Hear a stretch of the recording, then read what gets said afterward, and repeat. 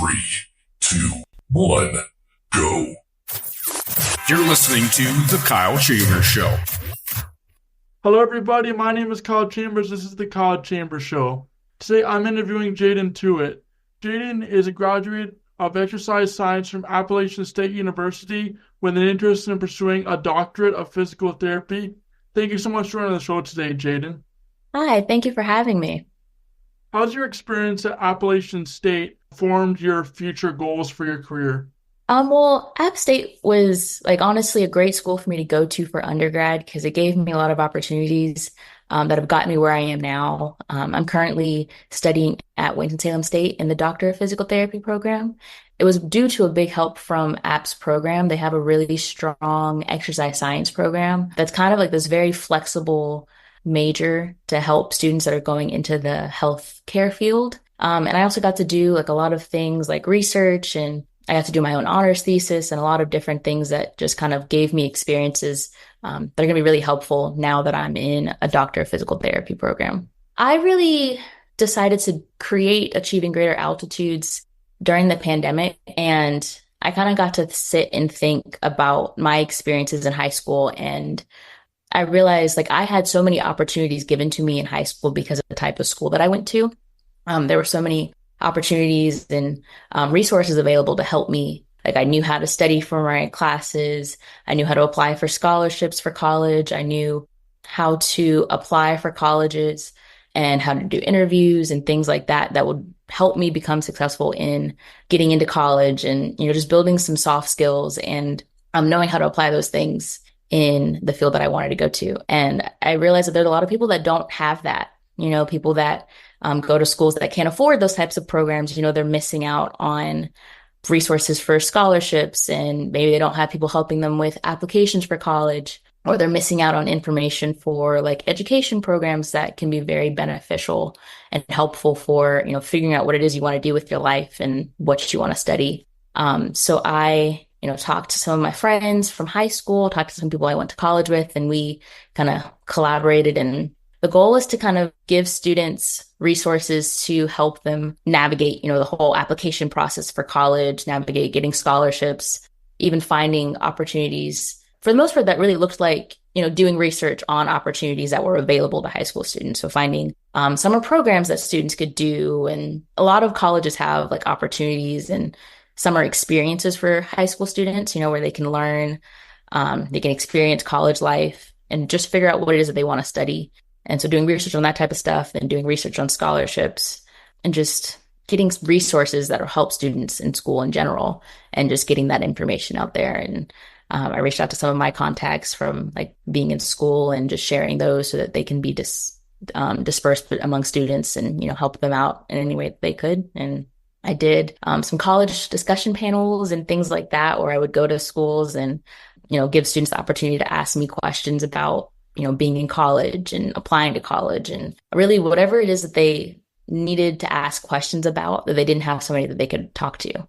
Because some students, they're the only person in their family that's going to go to college.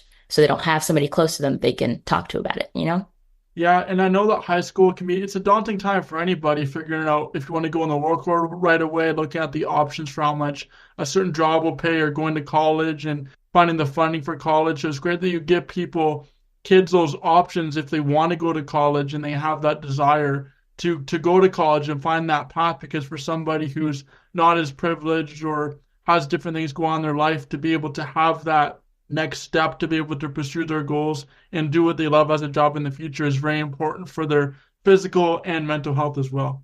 Having the privilege of going to school and just focusing on school and not having to work to support yourself in school can be very beneficial for some people. And unfortunately, there's people that can't do that, because of, their financial situation. They have to work through school. So my hope was to, give scholarship opportunities to students so they can kind of help themselves throughout school without having to worry so much about working.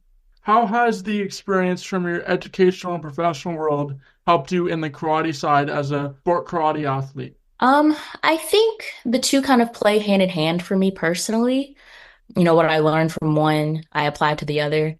So the discipline of, keeping up with training as well as keeping up with studying, being able to set goals for myself in karate, and being able to do the same thing for school, deciding like I want to get this score on this test and being able to work towards those goals. And, sometimes I have classes that are really challenging and, I learned how to overcome those classes.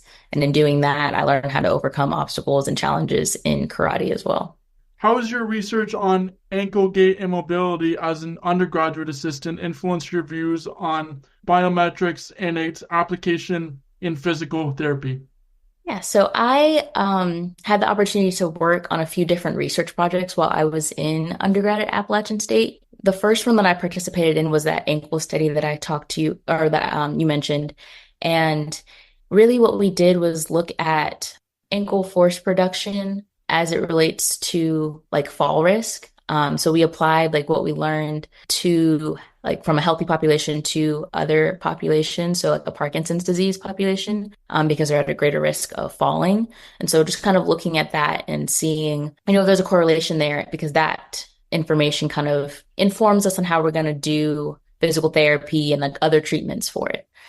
And then I also worked on a few other projects too. Like I helped with a kind of a community-based research project, I guess you can call it, where they brought in older adults from, the community around Boone, North Carolina, which is where App State is. There was a little bit of like an education piece, about wellness and health and things like that. And then we took those individuals and we had them do like balance assessments as like a pretest. And then we had them kind of go through like an obstacle course where we challenged them like cognitively, like mentally, giving them like math questions and like, can you name all the places you've visited? Just random challenges to kind of make them think a little bit while they're being physically active. And then we, reassessed their balance at the end and their ability to walk at the end just to see, if we see any improvements.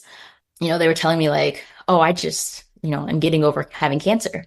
And this is the only time that I've gotten to, get out of the house and like be moving and have somebody to talk to.